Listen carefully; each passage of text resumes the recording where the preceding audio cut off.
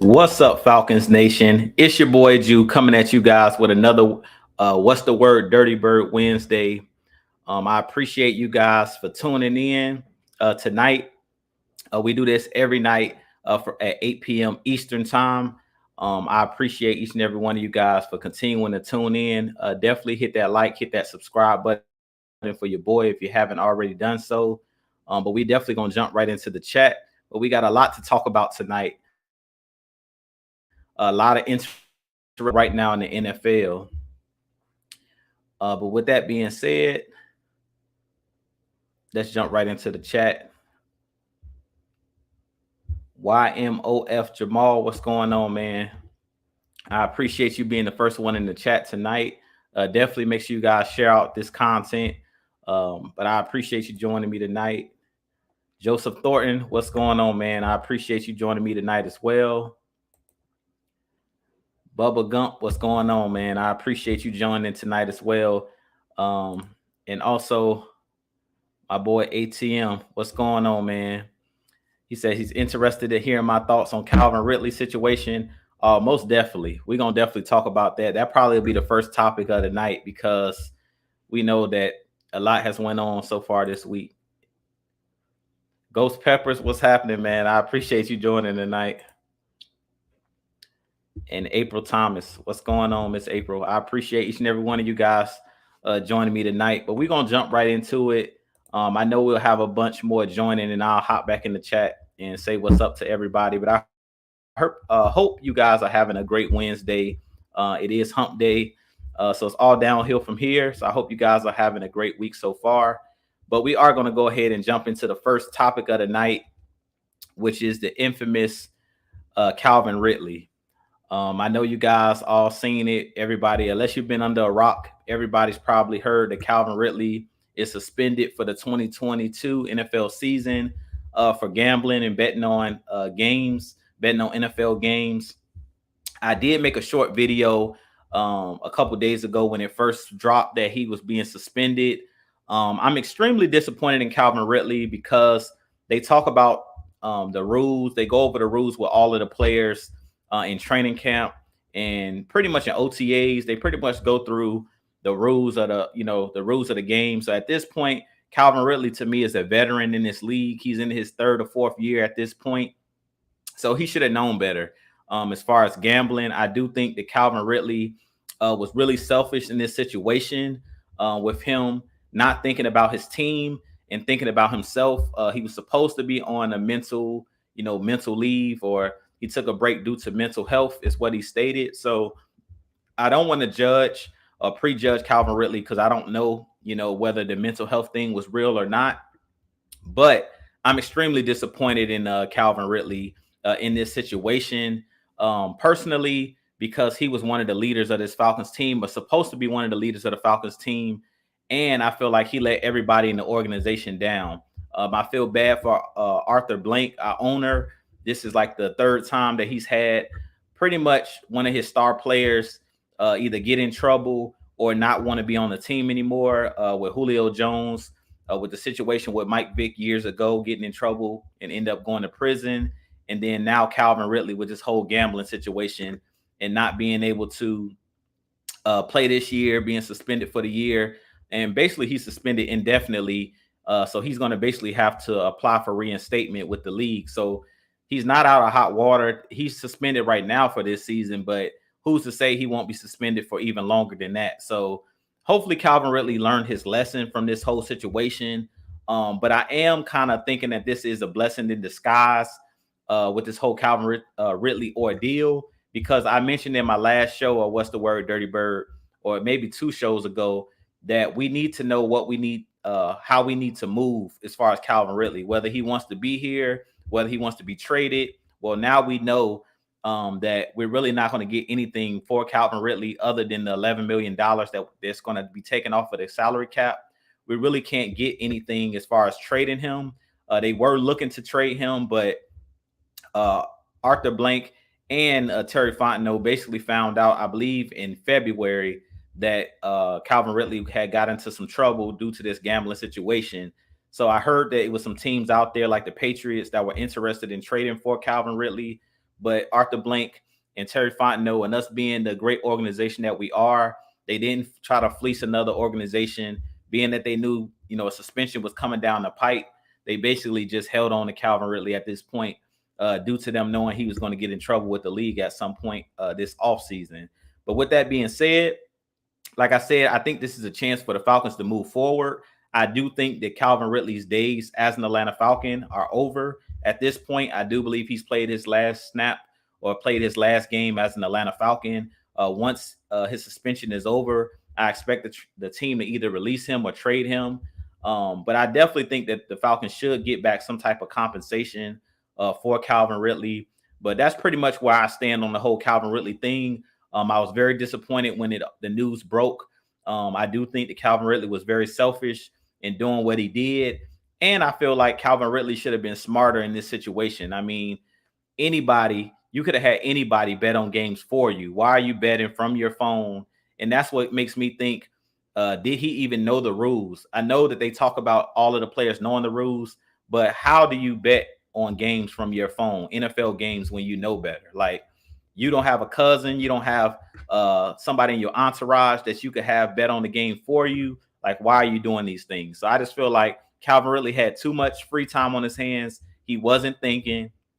And to be honest, he hurt himself more than he hurt the Falcons, because at this point, he said he betted only $1,500 and he's losing out on $11 million this year. So, that's a terrible trade-off in his case. Even if he did bet and win some money, he didn't win 11 million. So at the end of the day, I feel bad for Calvin Ridley in the, his decision making. And I definitely think that this is a huge lesson that Calvin Ridley is going to have to learn. And hopefully he gets his ducks in order, and hopefully he gets his affairs in order. In the future, makes wiser decisions. But I definitely think that his NFL career is in jeopardy. And I definitely think his days as an Atlanta Falcon are over. But with that being said, I also do want to jump back into the chat, because a couple more people have joined the chat. What's going on, Isaac? I appreciate you joining tonight. Dre, what's going on, man? I appreciate you joining as well. Let's see. Super Cantra 85, what's going on? I appreciate you joining tonight.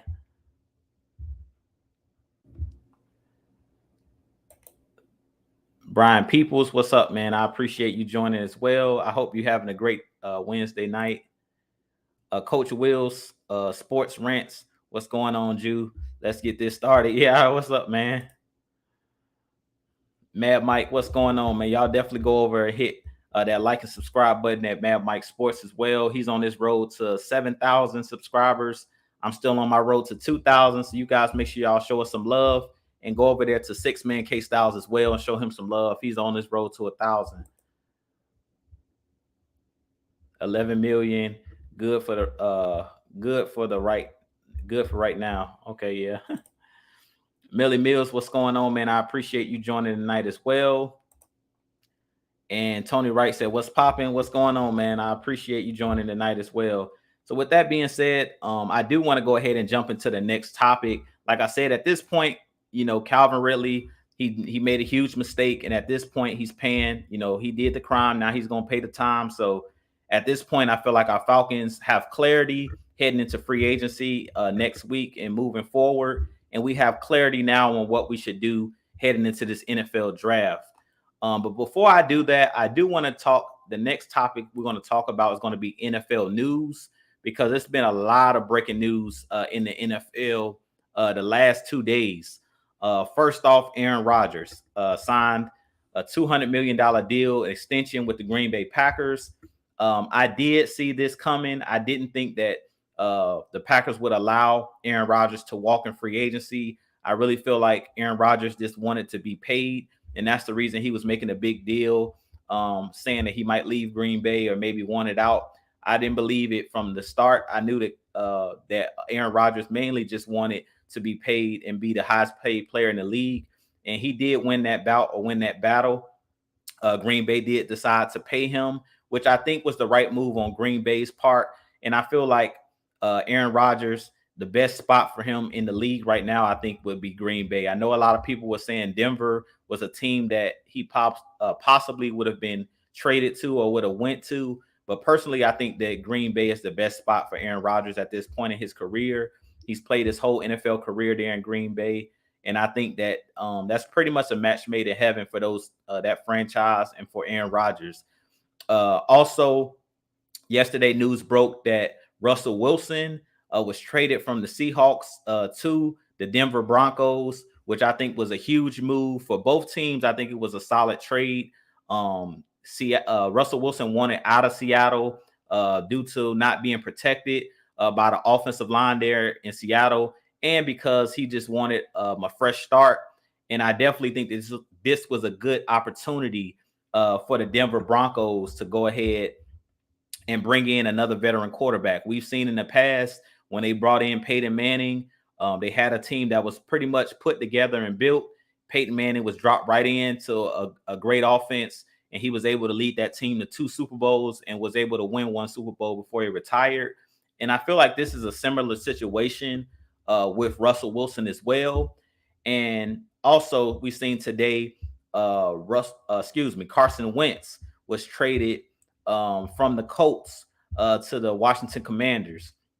Now, with all of these trades that took place today, the main thing that I took from all of the trades with these quarterbacks and with Aaron Rodgers re-upping his deal, or the Green Bay Packers re-upping Aaron Rodgers, it basically just shows, as Falcons fans, this is the reason why I say that you got to keep Matt Ryan around. We're seeing a lot of these teams. I know a lot of the fans want the Falcons to draft a quarterback in this draft, like Malik Willis or one of these young guys, Kenny Pickett. But the NFL around the league, they're showing you a lot of these teams are willing to re-sign players that are older than Matt Ryan. Aaron Rodgers at this point, I believe, is 38 going on 39 years old. Matt Ryan is 36. Russell Wilson is 33 years old going on 34 years old. So a lot of these teams, they're proving that instead of going out in the draft, which a lot of these teams could have went in the draft and taken a quarterback, like the Washington Commanders, who have a pretty high draft pick in this draft, decided to go out and trade for veteran quarterbacks. So as much as we all want to see the Falcons move on from a guy like Matt Ryan, it's been proven when we're seeing with these other organizations that they're not willing to take the risk to go into the draft and try to draft a quarterback, because a lot of these teams have tried it and have failed. The Washington Commanders a couple years ago took Dwayne Haskins in the draft. He didn't pan out. Last year they had Taylor Heineke, and they've basically been looking for a quarterback for years since they were the Redskins. Ever since RG3, the Washington football team, Redskins, whatever you want to call them, they've been looking for that next quarterback. And that's why I feel like for our Atlanta Falcons, we shouldn't take Matt Ryan for granted, because if another team could get their hands on Matt Ryan, they would try to trade for Matt Ryan. I really believe Terry Fontenot and Arthur Smith, which it came out on Twitter, a lot of the NFL writers, they were basically stating that the Falcons weren't willing to move on from Matt Ryan. Like they basically told all of the teams that were calling to try to trade for Matt Ryan, they basically were told that Matt Ryan isn't on the trade block, or we're not willing to let go of Matt Ryan. And Arthur Smith basically wants Matt Ryan to be his quarterback moving forward. So at this point, just like the Green Bay Packers, I feel like the Falcons should go ahead and extend Matt Ryan for another couple years and just continue to build this team. Now we know, what's going on with Calvin Ridley and that he's not coming back. I feel like it's time to move forward. It's time to continue to build this team around Matt Ryan, similar to what the Green Bay Packers are doing, and see if we can go back to a Super Bowl. Let's try to build this team where we can be a playoff team moving forward, because I believe if you build and you draft the correct players in this draft, I do believe this Falcons team could possibly end up being a contender, especially in the NFC, where right now it's wide open. Like our division is wide open with Tom Brady retiring, with Sean Payton leaving the Saints, and with Carolina kind of being a mess the last couple of years and rebuilding with their new coaching staff. And basically they're not too sure who their quarterback's going to be. This is a prime time for the Falcons to capitalize basically kind of on a weak division, because at this point the division is wide open, and it's really Matt Ryan right now is the best quarterback in this division. So it's been proven that this is a quarterback's league. The last couple years we've seen that It's a new game. This is an offensive-minded game. Defense does win championships, but you have to be able to score points in this league based off of the rules. So because of the rule book and the way that the rules are nowadays, where it's slighted towards the offense, you have to have that quarterback. And that's why you're seeing a lot of these teams, going out and trading for these Russell Wilsons, trading for the Carson Wentz of the world, and also Aaron Rodgers, being re-signed. I mean, great quarterbacks and Hall of Fame quarterbacks like Matt Ryan, like Aaron Rodgers, those are once in a lifetime type quarterbacks. They come around every so often. So if you go out and draft Malik Willis or one of these young guys, Kenny Pickett, in this draft, you're basically going to have to develop those guys, but it's no guarantee that these guys are going to pan out. And that's why you're seeing a lot of this, all of these trades that are happening. But with that being said, I do want to get back into the chat as well and see what you guys are talking about as well. Dre says, I totally agree with you 100%. I don't care how good of an offer you get for Matty Ice. Don't let him leave out of Atlanta. Make him a Falcon for life. I completely agree with this statement. I mean, at this point, Matt Ryan has proven that he's a Hall of Famer. And like I was stating before, if you draft a young quarterback, it's going to take them maybe 2, 3, or 4 years to develop. And based off of all of the holes that we have on our team, like right now, we don't have a team that's built to drop a young quarterback in. I really feel like Denver, they did it the right way by building their team first, because they have Cortland Sutton, they have Jerry Jeudy, they have a bunch of guys on offense. They have Javonte Williams that they drafted. So pretty much all they were missing was a quarterback. And that's pretty much what me, Mike, K-Styles, that's pretty much what we've been saying this whole time as far as Matt Ryan and about drafting a quarterback, is if you're going to bring in a young quarterback, the team needs to already kind of be built so you can drop him in and so he can be successful. We've seen teams like the New York Jets, the New York Giants, the Washington football team, these other teams that I've mentioned, they kind of draft a quarterback and hope that they will be the savior. And we've seen that hasn't worked out. We've seen last year with Zach Wilson with the Jets, drafted, the team isn't built, and he came in, got injured, and pretty much struggled all year because he didn't have a team around him. So I feel like with these picks that the Falcons have in this draft, we have to build this team up. So when it's time to bring in a new quarterback and to bring in that rookie quarterback, the foundation is already laid, and it's not heavy lifting, but it's easy for that quarterback to come in and flow. And it'll be similar to when Matt Ryan came in, when we were kind of a run heavy team. The offensive line was built and we had a pretty solid defense.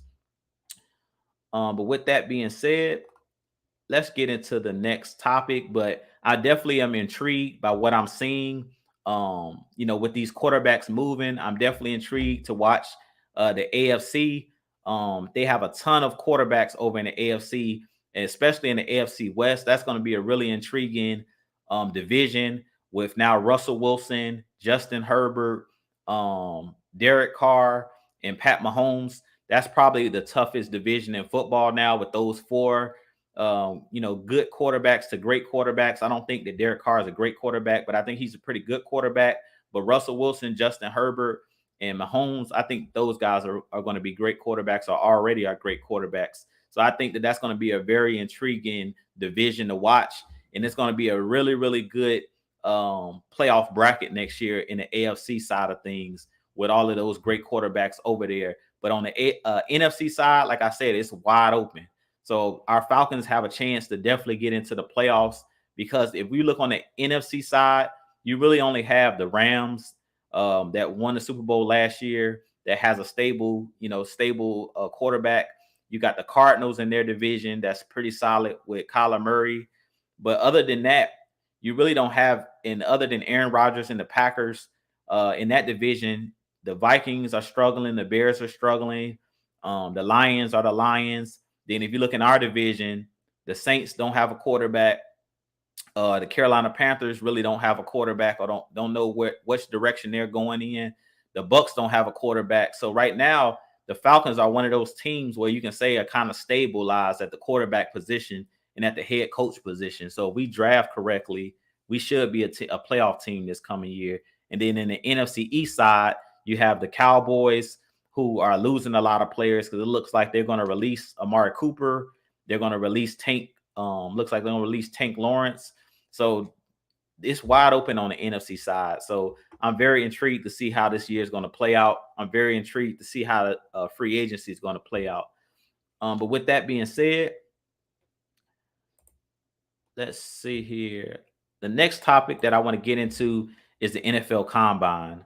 And like I said, we got a lot to talk about in tonight's show. So I probably won't be able to get into everything because it's been a lot that's went on in the last 2 weeks. But in the Combine, I do want to talk about some winners in the Combine, players that actually stood out in the Combine. And you guys know where I'm going with the first player that I think really balled out at the Combine. It was pretty much all of the Georgia Bulldogs. As you guys know, I've been a huge fan of Jordan Davis. I've been pushing Jordan Davis since the college football playoffs were over, as he should be the pick at 8 for the Falcons. I still believe that Jordan Davis possibly could be that pick for the Atlanta Falcons. He tested really, really well at the NFL Combine. I think he was definitely one of the players that came out as a winner at the Combine based off of what he was able to do. I think he tested definitely tested well in a lot of the drills. The 40-yard dash, he ran a faster 40 than a lot of quarterbacks. He ran a faster 40 than I believe they said Josh Allen of the Buffalo Bills, who's a very athletic quarterback. And he ran, I believe, in the 4.7s, which is crazy for a guy that's 6'6", 340 pounds or 350 pounds. He showed that he has bend and has quickness, and they're saying that he's working with Chuck Smith. So anybody that's working with Chuck Smith is a guy that I'm definitely interested in being on our team. If you guys go check out Chuck Smith on Twitter, he is a guy that actually helps pass rushers. He works with pass rushers, young and old, college players, high school players, NFL players. And he stated years ago that he tried to convince the Falcons to take Aaron Donald, and we decided not to draft Aaron Donald. And now years later, look, Aaron Donald's a Hall of Fame player. Just helped the Rams get to a Super Bowl and has been a multi-time Defensive Player of the Year. So if you're working with Chuck Smith, and Chuck Smith, gives his stamp of approval, which he has given his stamp of approval to a guy like Jordan Davis, I'm very, very interested to see what the Falcons do at 8. But I definitely think Jordan Davis is going to be drafted in the first round based off of how he tested at the draft. At first, I wasn't too sure because everybody was saying that he was only a 2-down player. But I think he proved that he has a chance to not only be a run stuffer, but also be a pass rusher. A lot of people are saying that he wasn't quick as Vita Vea, and he wasn't one of those guys that could be a pass rusher from the inside like a Grady Jarrett. And he proved all of the doubters wrong at the Combine. But all of the Georgia guys on the defensive line, Wyatt did really good in his drills. Trayvon Walker did really good in his drills as well. Pretty much that whole front 7 of the Georgia Bulldogs did really, really good. All of them tested well in pretty much all of the different drills. So I wouldn't be surprised if we're not able to get Jordan Davis if the Falcons decide to draft one of the other guys out of Georgia. But I was really, really impressed with those guys, especially Jordan Davis. Like, to me, Jordan Davis probably was the best prospect, or he basically won the Combine based off of what he did at the Combine. I think he really helped his draft stock. And Isaac says Davis is disruptive in the middle. If we don't get him, I'll take Travis Jones. Yeah, if we can't get him, I like Travis Jones as well. But I think Jordan Davis probably is definitely the best nose tackle in this draft. But he's definitely, I think, is going to turn out to be kind of like a Chris Jones that plays for the Kansas City Chiefs. Like, not only is he a run stuffer, but he's also a guy that can get you 10 sacks in the season. And I think that Jordan Davis, if he loses weight, like he's been stating, he said that he want to lose some weight and possibly play at like 330 instead of being at 350. If he's able to drop like 20 pounds, I really think that that's going to bode well for him. As far as we already see that he's quick and he has that ability to be fast at his size or for his size. But if he's able to drop like 20 pounds, he could definitely be like very disruptive and be on the, be on that Aaron Donald, Chris Jones, on those guys level, or Fletcher Cox. He can be on those guys level. But I definitely was impressed. Let's see here. Millie Mills, I want Jermaine Johnson, defensive end out of Florida State, for the Florida State Seminoles. I like Jermaine Johnson as well. He's another guy that tested pretty well at the combine, but he's a guy that's been on the Falcons' radar as well, as an edge rusher. And he's a guy that has those pass rush moves as well. He actually was at Georgia, believe it or not, and he really wasn't getting the snaps that he wanted because Georgia's front seven was loaded, and he ended up transferring over to Florida State. So he's another guy that really played well in college this year and really helped his draft stock. I believe he had double-digit sacks for Florida State, and he could be a guy that the Falcons are looking for at their edge position as well. But I'm not too sure. We'll see. But personally, I definitely think if the Falcons don't go for Jordan Davis, or if Thibodeau is not there at 8, I could really see the Falcons going in and taking a wide receiver at 8. I know a lot of people don't want to hear that, but with Calvin Ridley not being here and depending on what we're able to do in free agency, I don't care what the Falcons do.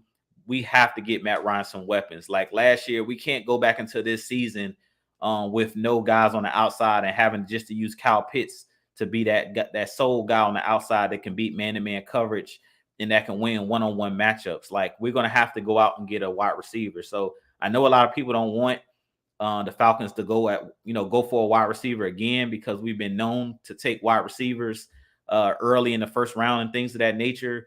But Matt Ryan needs that guy, another guy on the outside, because technically Kyle Pitts is a tight end. He's not a wide receiver, even though we've been using him at wide receiver. Pretty much last year season, we were forced to use Kyle Pitts as a wide receiver because we didn't really have any. A Millie Mills, that would be nice. Sounds like music to my ears because we got to replace Jew Boy, aka man Dante Fowler. Yeah, I definitely agree. Yeah, Dante Fowler definitely has to be replaced, and that's why I think that they will go defensive line in the first round of the draft. But I wouldn't be surprised, depending on who's on the board and depending on how their draft board is set up. Meaning Terry Fontenot, I could easily see the Falcons taking a wide receiver. Like I said, Drake London, Pickens, one of those guys, Burks, Treylon Burks. We have to fix this wide receiving core. Point blank in the period. Like this wide receiving core is not going to cut it. We have to bring in some more explosive players on the offense. I definitely think that we're going to address the defensive line, and I definitely think it's Thibodeau or Jordan Davis is there. I'm fine with those two guys. But if those two guys are not there for any reason, or if the Falcons decide that they don't want to take Jordan Davis that high, we must get some weapons for Matt Ryan. And Mad Mike just said it. We must have weapons. Yeah, like at the end of the day, Matt Ryan needs weapons. And last year we had, like, the cover was bare last year. Other than Kyle Pitts, like, you didn't have any other guy step up other than Russell Gage. But we didn't have any receivers that got over 1,000 yards. Mainly Kyle Pitts led our receivers and led our team in receiving yards at the tight end position, which mainly he basically had to play. He had to basically play the number one wide receiver position. Now, something that could be interesting, and I don't know if the Falcons are going to do this, but this is something that I would look at if I am the Falcons, is possibly if you bring back a Hayden Hurst at tight end, maybe you make Kyle Pitts exclusively a wide receiver. Like maybe you just drop the tight end position and state that he's not a tight end anymore and just let him be a wide receiver, be the wide receiver one. And then you're not forced to take a wide receiver in the first round. You can go later on in the draft and get a wide receiver later in the draft. That's another option that the Falcons have, or draft another tight end and then just make Kyle Pitts your wide receiver one, and then bring back CP, bring back Russell Gage. That's another option. But personally, I still think the best option is bring in another weapon, bring in one of the top wide receivers, because I think this draft is pretty deep when it comes to the edge rusher position. You have the guys like Jermaine Johnson. Some of these guys I think that'll still be on the board, maybe in the second round, because all of these edge rushers, I don't believe that all of these edge rushers are coming off the board in the first round. If you see that there's going to be like a run on all of these like edge rushers, kind of how it happened with AJ Terrell when he was drafted, where all of the corners were coming off the board, then you're kind of forced to take an edge rusher right away. But if they feel like some of these guys will be here and they feel like the wide receivers later on in the draft are not as good as these top wide receivers, we may have to take a wide receiver in the first round and then go for an edge rusher in the second round. But with that being said, let's see. I see my brother in the chat. What's going on, bro? He says Falcons need defense bad. Yeah, we need defense as well. I mean, the Falcons need everything. We need weapons. We need defense. At this point, the Falcons, we have so many holes on this team. And that's the reason why I say, to me, the Falcons can't afford to take a quarterback in this draft, because there's way too many holes on this team right now for us to take a quarterback I would say at any point in this draft. Like, I feel like unless you drafting a quarterback in like after the 4th or 5th round or something like that, I feel like the Falcons can't take any risk right now and fool with a quarterback, because we have way too many needs, and quarterback is not a need, especially if you want to win in the near future. But with that being said, we're gonna go ahead and open it up for fan Q&A, because you guys know I'm only on here for about an hour, so I do want to get to you guys' questions. If you guys have questions about the draft, if you guys have questions about free agency, definitely go ahead and throw your questions in the chat. Let's see, I'm looking here.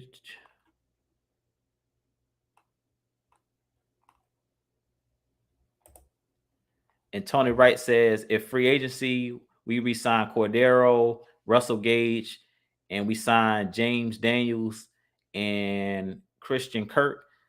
I still don't think that that's enough.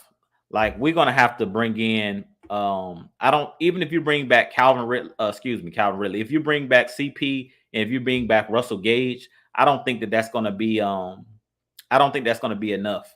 Like, I think you gotta bring in a physical specimen at that wide receiver position. Like, you need one of those bigger body wide receivers. Russell Gage is good. CP is good. I wouldn't mind having both of those guys back.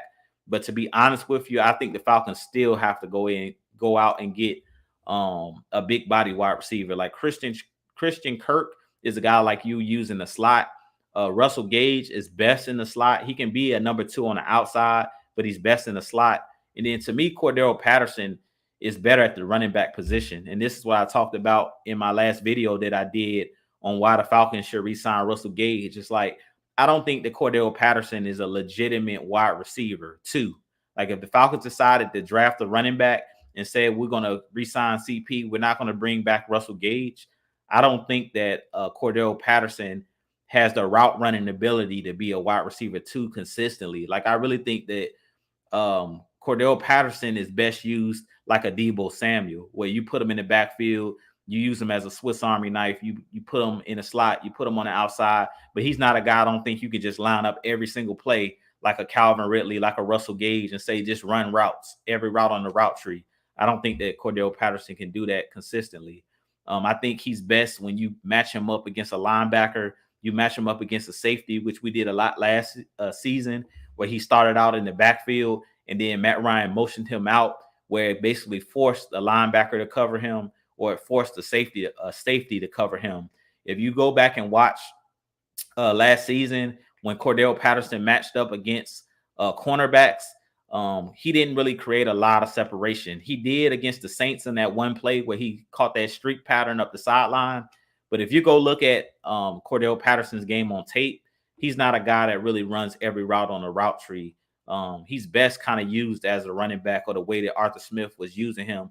And that's the reason you've seen the production, out of him last year that you've never seen him have in his career, because they mainly used him in his strengths. They didn't use him as strictly as a wide receiver. I think he's best used as, that Swiss Army knife type player. Let's see. And Noah says Pitts as a wide receiver, He still needs polish with his routes. Darren Waller spent a ton of time as a wide receiver before he got moved to tight end. That plays. I completely agree with your statement here, Noah, and I definitely think that Kyle Pitts is a guy that's going to have to work on his route running, regardless whether he's still a tight end or whether you use him as a wide receiver. But I think that he has the attributes to be like a Megatron. Like Kyle Pitts showed us last season that he wasn't great out his route running ability, but I definitely think that that's something that he could improve on. And I definitely think if they decided to make him a wide receiver, where he works with the wide receiver coaches and things of that nature in the offseason, and he works with them during training camp and stuff like that, I definitely think that he could improve on his route running because he already has the speed and the athleticism to be a wide receiver. And pretty much last year, if you look at Kyle Pitts, where he was lining up, he pretty much was playing wide receiver disguised as a tight end. Like he didn't line up on the inside pretty much at all. He didn't line up once Calvin Ridley was gone. They rarely used Pitts as a tight end where he was lining up with his hand in the dirt. Mainly he was lined up on the outside, and that's because we had no guys that could get open on the outside. Nobody that can beat the press, press coverage. So they had to use him as a wide receiver.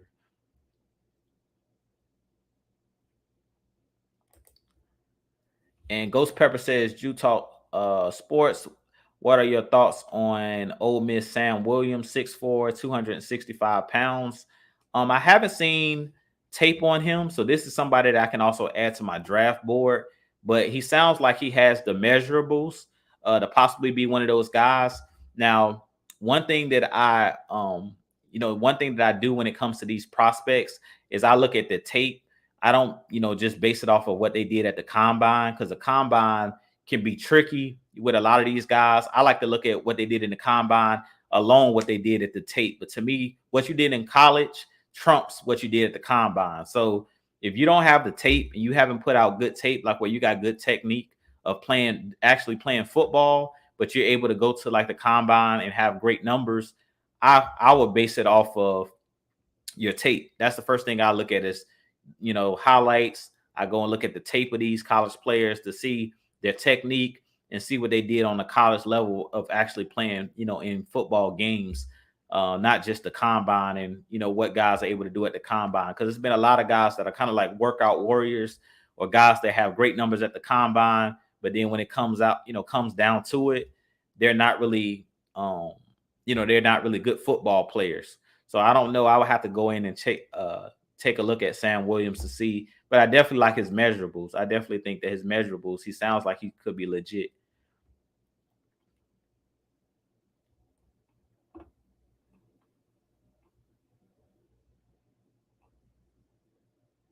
Let's see here.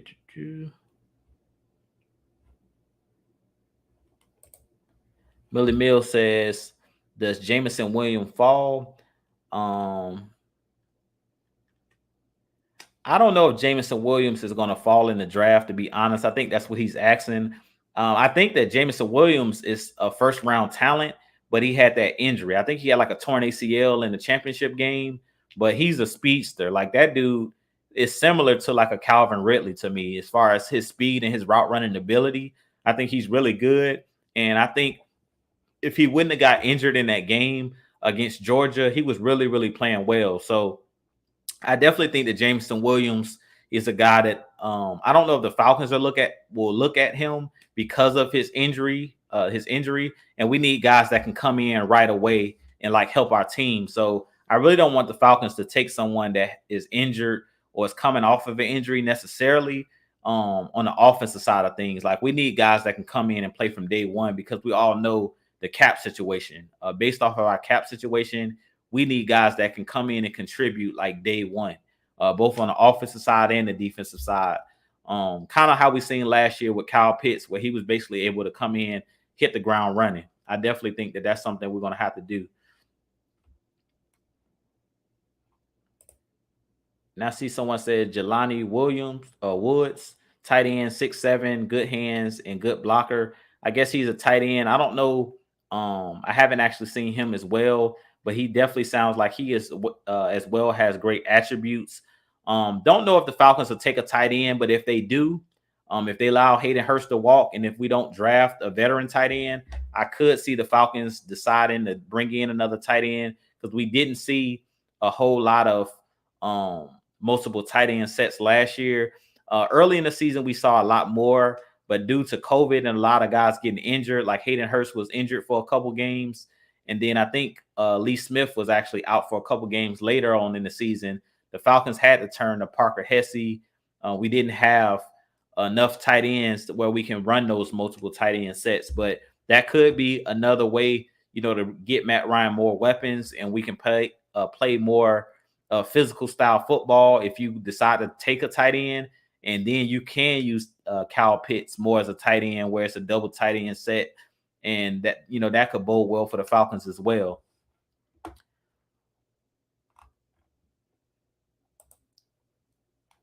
And what's going on, Melvin? I appreciate you joining me tonight as well. If you're new in the chat, please let me know by putting like some red and black in the chat, just stating that this is your first time watching the stream, so we can welcome you to the channel. But we appreciate each and every one of you guys for joining me tonight.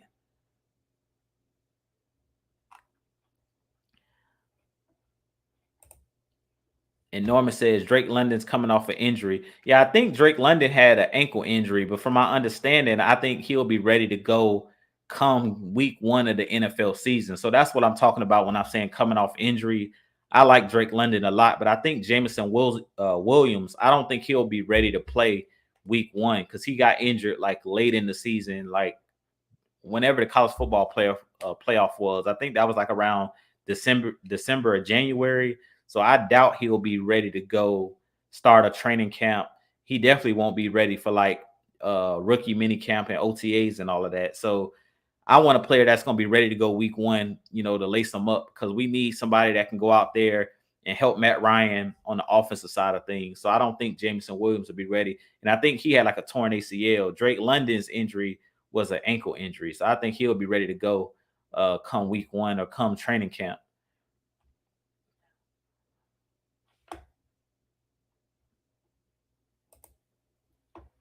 And Eric says, how many years Matt Ryan has left on his contract?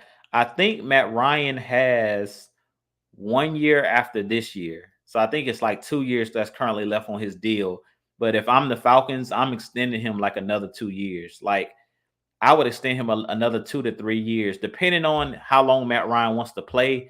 I would definitely extend him at least another 2 years, and possibly make those like voidable years, or some type of option where if Matt Ryan somehow his game dips within the next couple years, you have a way of getting out of the contract. But I definitely would try to restructure, and I definitely would try to keep Matt Ryan around for at least another 2 years, another 2 to 3 years, because we're seeing players play into their 40s.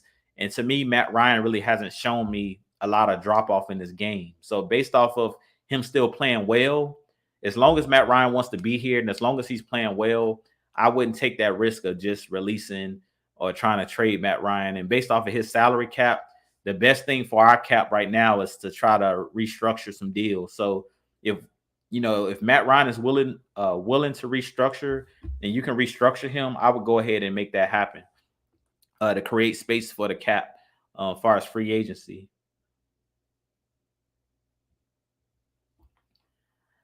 And were there any other questions? Let's see. Noah says, what do you think is the first position we sign in free agency? Not player, just position. That's a good question. This is a hard question right here. I think the first position they'll probably address will probably be wide receiver, to be honest. It'll either be wide receiver, or it'll be wide receiver / running back. Because I think the first move we're going to see is Cordell Patterson or Russell Gage. Like I think that those are the first 2 moves Terry Fontenot is going to make, because he talked about at the end of last season, in free agency, the first thing that a team should do in free agency is re-sign their own players. So I really feel like Cordell Patterson, probably because he's been one of the guys that's stating that he wants to be here, I could see Cordell Patterson, them getting something done with him, and because I think that it'll be a market out there for Cordell Patterson based off of the season that he had last year. I don't know if if Cordell Patterson, the money will be out there that he's looking for, but I have heard some rumors that the Buffalo Bills is a team that kind of wants Cordell Patterson because he does some things that they like as far as him being a running back and them doing a lot of different things with Josh Allen in the run game. Cordell Patterson is a player that they like because they run that physical style offense.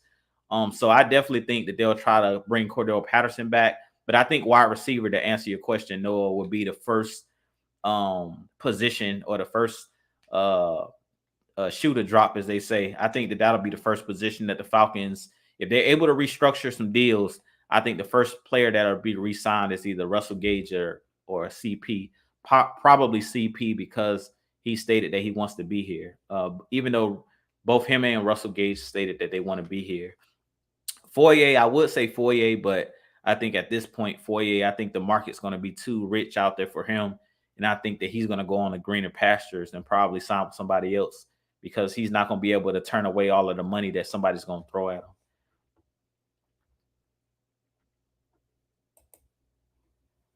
Todrick says, would you take a flyer on Bobby Wagner? I don't think that the Falcons necessarily need Bobby Wagner. And I think that Bobby Wagner is a guy because of, his Pro Bowl status and him being one of the best linebackers over the last decade. I don't think that the Falcons have the money, to be honest, to garner a player like Bobby Wagner. I could see Bobby Wagner with like a team like the Dallas Cowboys because of his experience playing with Dan Quinn and his relationship with Dan Quinn. And being that the Cowboys are releasing Tank Lawrence and releasing Amari Cooper, they possibly will have some cap space.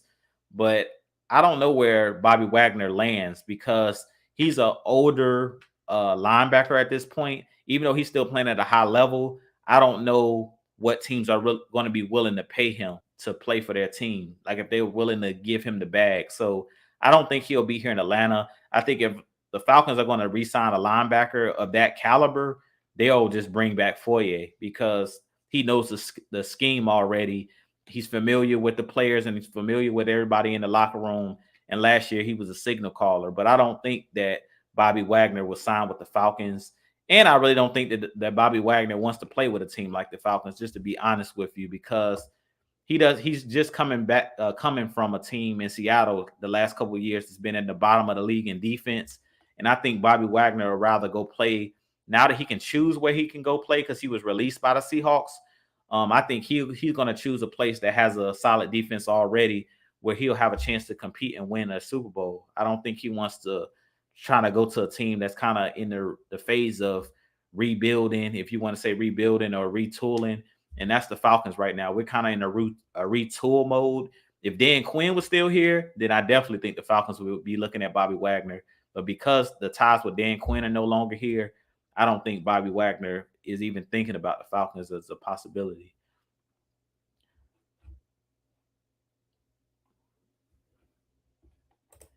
Yeah, Bubba Gump. Yeah, Foye is about to get the bag. Yeah, I think Foye could get a very lucrative deal, and I don't think he's going to be a Falcon. As much as I want Foye to be here because he's a great player, I think at this point, Foye's time with the Falcons is done as well because we don't have the money to pay him, and we didn't franchise tag him. So at this point, and I believe we didn't franchise tag him because we really didn't have the money, but I don't think the Falcons are going to be able to afford Foye. If the Falcons bring back Foye, then we're not going to be able to bring back Russell Gage and CP. So it's kind of like you're going to have to bite the bullet. If they, put all the money that they have, take all of the money that we have in free agency to try to bring back Foye, then you'll lose CP or you'll lose Russell Gage.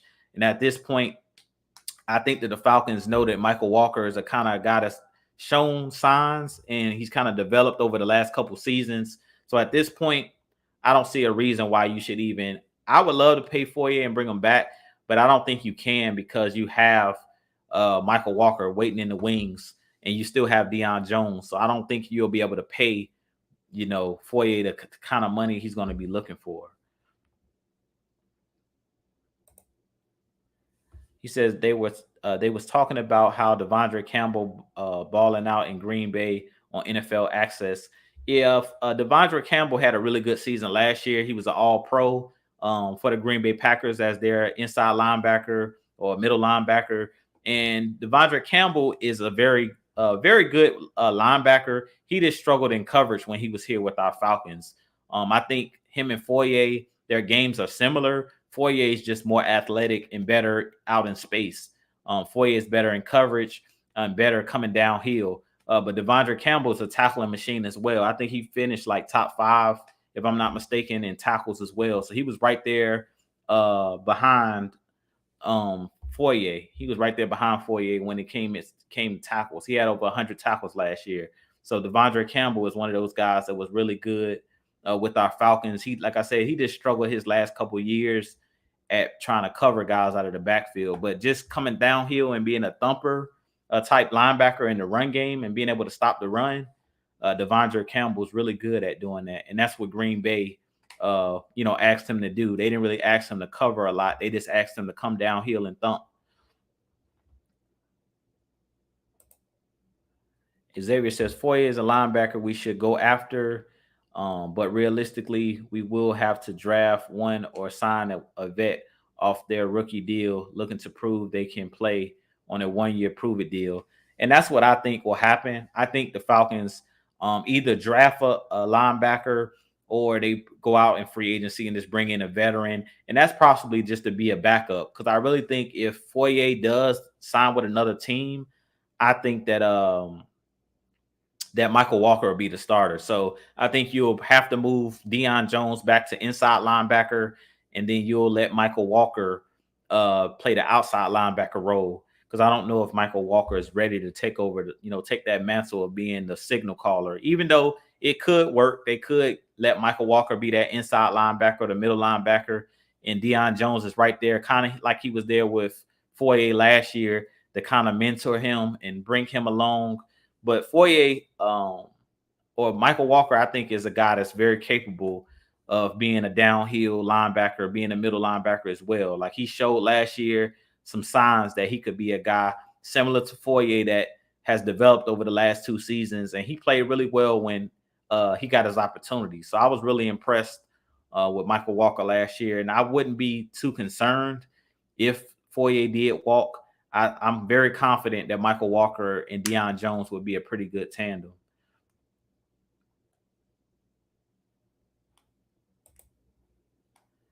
And Dre says 2 is better than 1. So give me CP and Russell over bringing back Foyer. I agree.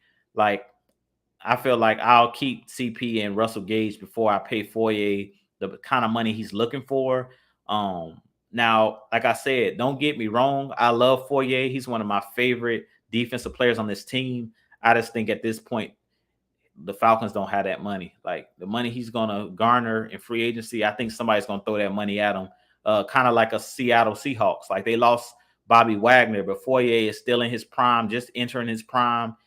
He's a young middle linebacker, and they just lost their star middle linebacker. So I could see Foyer being a guy that the Seattle Seahawks would look at signing because he pretty much does what Bobby Wagner does. Very similar game, very good free-flowing linebacker. And I definitely think that he's a great leader. So I definitely can see a team that has a lot of cap space looking at a Foyer and trying to throw that money at him where he'll come to their team.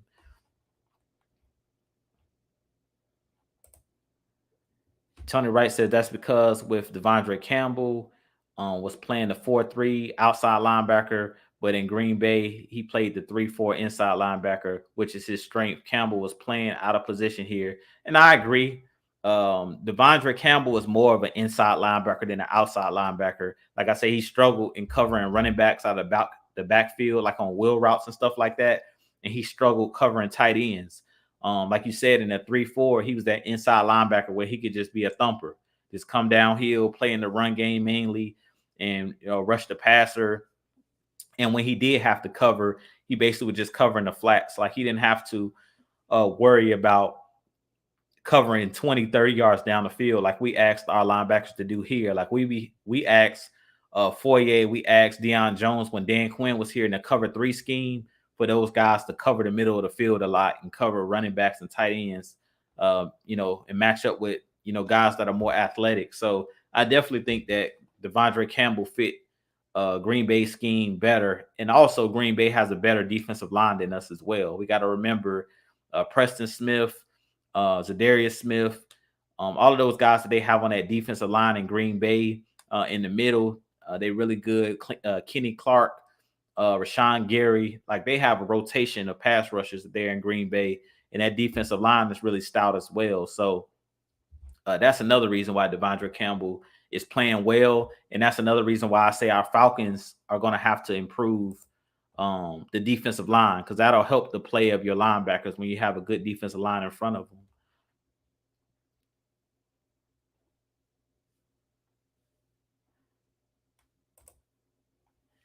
And Norman Fitzgerald says, "How do you feel about Breece Hall in the second round?"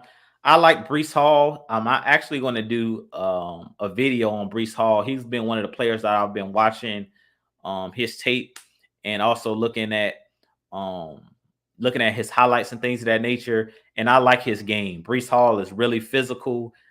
He's a guy that's not only physical, but he's also very good at breaking long runs and breaking tackles. And he's a between the tackles runner. So I definitely think that Arthur Smith, he would fit Arthur Smith's scheme. You guys know the first running back or top running back on my prospect list is Isaiah Spiller out of Texas A&M. He's the guy that I really want the Falcons to take. But Breece Hall is another guy that I think is really good, and I could see the Falcons taking him in the draft as well. He's a little bit bigger than a guy like Isaiah Spiller, but he's a guy that was a playmaker at Iowa State. So I wouldn't mind a guy like Breece Hall. I think he's really good, and I think he's an underrated talent. And I think he ran like a 4.3 at the combine, if I'm not mistaken. So he has power, speed. He can pretty much do it all. Catch the ball out of the backfield. So I wouldn't mind Breece Hall in the draft.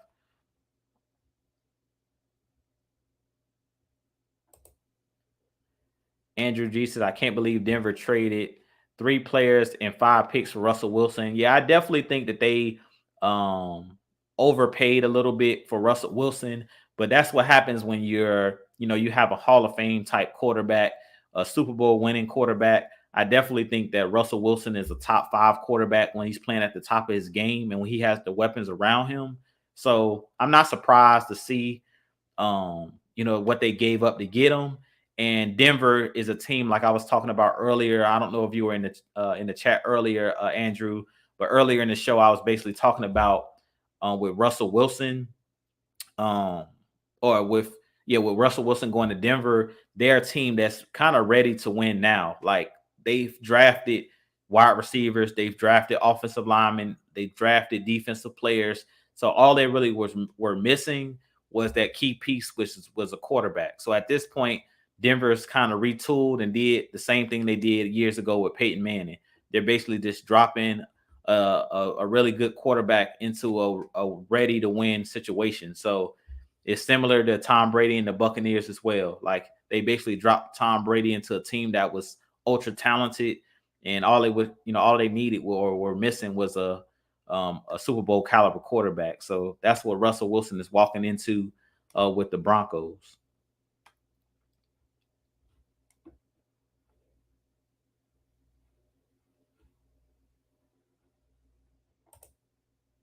And Ghost Pepper says, "Bang for the buck."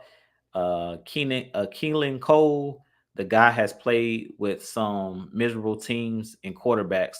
Is this the guy that played for the Jacksonville Jaguars? I think he's the wide receiver for the Jaguars, if I'm not mistaken. Correct me if I'm wrong, Ghost Peppers. But I think Keelan Cole is a guy who played for Jacksonville.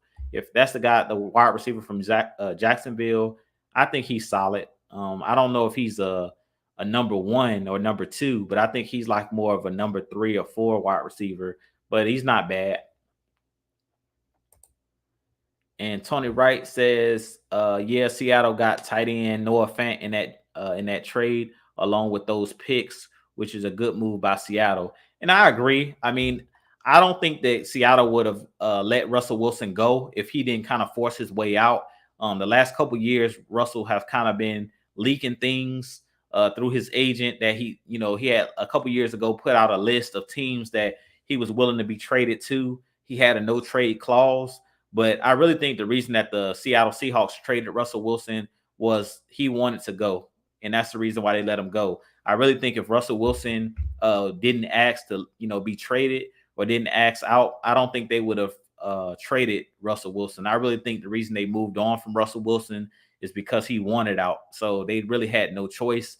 But I do think that they did a good job of getting as many picks as possible from the Broncos. Plus, they got Drew Lock. So Drew Lock's a quarterback that I think is not bad and could be a guy if you put weapons around him and you let him develop. He's a guy with a really strong arm, and I think that he's not a bad quarterback. So maybe the Seahawks in their run first type scheme can develop a Drew Lock.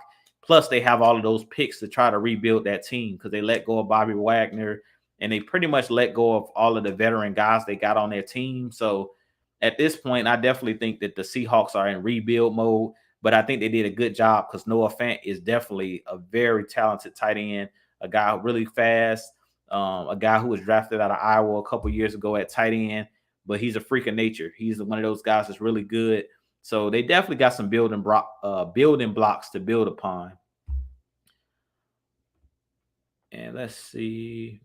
And it is after 9 o'clock, you guys. So I'm going to take maybe 2 more questions, and then I'm going to go ahead and get off here.